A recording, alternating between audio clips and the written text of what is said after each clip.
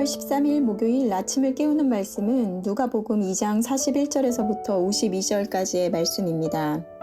오늘의 제목은 모든 말을 마음에 두고입니다.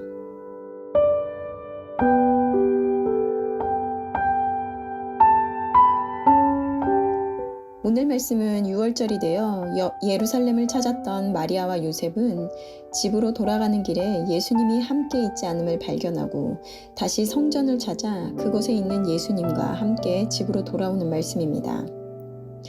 이때 당시 유대인들에게는 3대 절기가 있었는데요. 6월절, 오순절, 그리고 초막절이라 불리는 장막절입니다.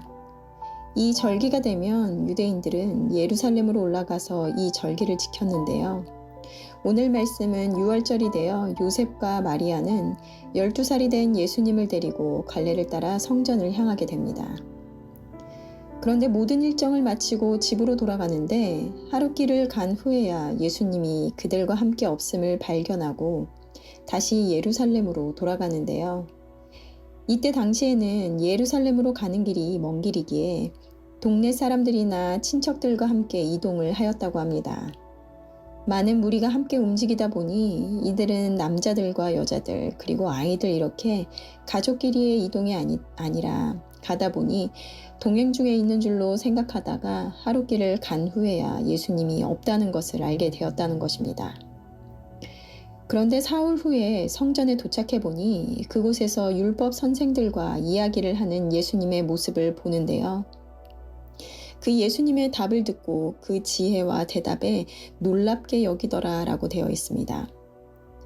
예수님의 모습을 본 마리아와 요셉은 예수님께 말하는데요. 48절에서 50절 말씀을 보면 그의 부모가 보고 놀라며 그의 어머니는 이르되 아이야 어찌하여 우리에게 이렇게 하였느냐. 보라 내 아버지와 내가 근심하여 너를 찾았노라. 예수께서 이르시되 어찌하여 나를 찾으셨나이까. 내가 내 아버지 집에 있어야 될 줄을 알지 못하셨나이까 하시니 그 부모가 그의 하신 말씀을 깨닫지 못하더라. 아니 우리가 함께 집으로 가지 않고 왜 여기에 있는 것이냐라고 묻는 그들에게 예수님은 내가 내 아버지 집에 있어야 될 줄을 알지 못하셨습니까? 라고 말씀을 하십니다. 그들은 이 말을 듣고 말씀을 깨닫지 못하더라 라고 되어 있는데요. 요셉과 마리아는 의아했을 것입니다. 아버지는 요셉인데 그런 그들의 집은 이 예루살렘이 아니라 나사렛에 있는 집인데 무슨 말을 하는 것인가 라고 생각하였을 것입니다.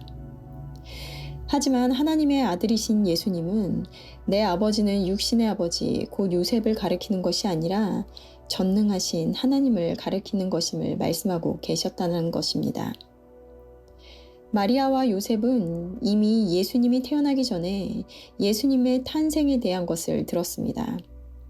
누가복음 2장 말씀에는 마리아에게 천사가 나타나 잉태하여 아들을 낳을 것인데 그는 조상 다윗의 왕위를 그에게 주실 것이라 말하며 그는 하나님의 아들이라 일컬어지리라 말씀하였다는 것입니다. 이미 천사가 그의 앞에 나타나서 말한 것, 그리고 남자와의 관계가 없이 성령으로 잉태를 하여 아들을 낳은 것, 이 모든 것이 우리의 상식으로는 비현실적인 일이고 기적을 경험하였음에도 불구하고 하나님의 아들이신 예수님을 온전히 믿고 있지 않고 있다는 것입니다. 우리가 언뜻 생각하기에 이 정도의 기적을 경험하면 하나님의 아들이신 예수님이 믿겨져야 하는 것 아닌가라는 생각이 들 수도 있습니다. 그래서 우리도 가끔 정말 사람이 할 수 없는 기적을 한번 경험하면 하나님이 보여주시면 확실히 믿을 수 있을 텐데 라는 생각을 하기도 합니다. 하지만 우리가 예수님의 제자들이 예수님과 공생의 기간을 함께하며 수많은 놀라운 기적을 경험하였고 또 보았음에도 불구하고 여전히 예수님이 누구인지 알지 못하였던 것과 같이 단순히 한두 번의 기적과 같은 일들은 하나님이신 예수님을 온전히 알 수 있는 방법이 아니라는 것입니다. 오늘 51절 말씀을 보면 그 어머니는 이 모든 말을 마음에 두니라 라고 되어 있습니다.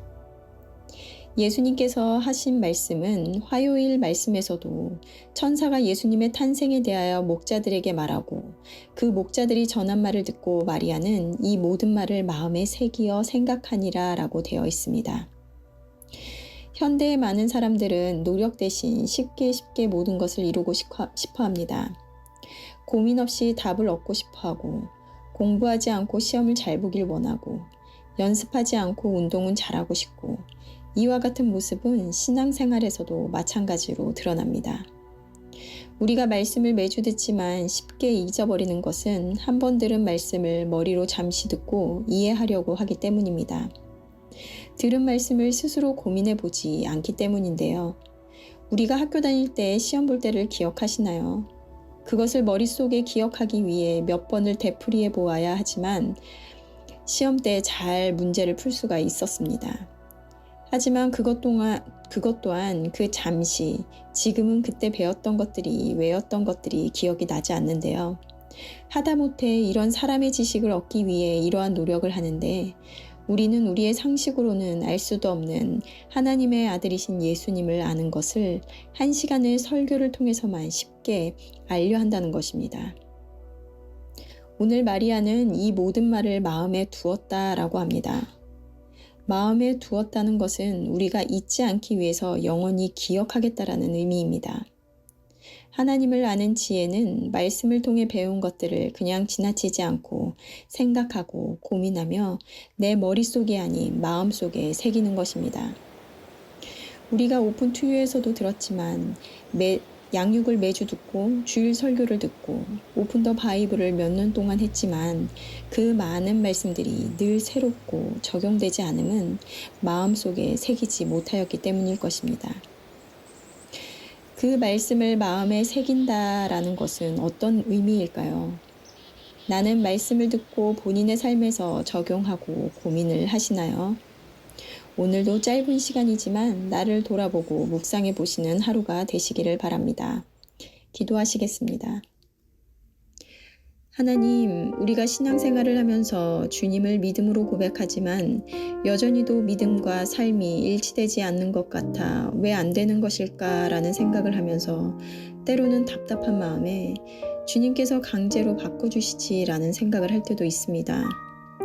하지만 그와 같은 믿음과 순종은 주님이 원하시지 않는 것이기에 오늘도 말씀을 가지고 주님 앞으로 나아갑니다. 마리아가 예수님과의 일들을 그냥 지나치지 않고 마음에 새겨 훗날 하나님의 아들이라는 것을 알게 되는 것 같이 한 번에 완전한 모습을 원하는 것이 아닌 매 순간 들려주시는 말씀을 머리에 이해가 아닌 마음에 하나하나 새기게 하셔서 그것이 언젠가 우리 삶의 믿음의 열매로 맺혀질 수 있도록 인도하여 주시옵소서. 감사드리며 예수님의 이름으로 기도드렸습니다. 아멘.